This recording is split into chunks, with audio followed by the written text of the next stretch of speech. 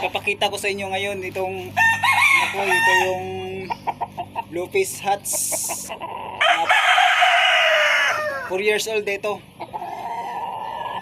At tatlong panalo na at isang champion. Medyo matanda na ito pero nanalo ito nung nag-champion ito noong December. At saka wala masyadong galos. Dito lang yung sugat.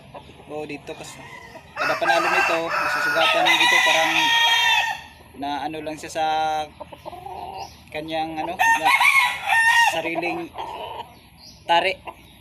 Susugatan sa kanyang sariling tari lang. 4 years old ito. Saka lahat ng mga ito dito, ito yung ama. At saka yung mga anak nito, sa 10 anak, apat yung nanalo. Apat yung nanalo at saka 2 yung natalo, hindi pinalad. 10 anak na.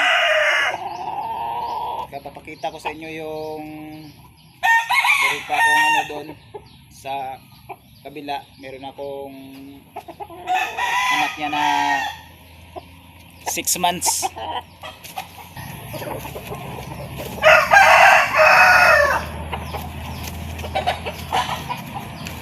Ito yung 6 months old na Bluefish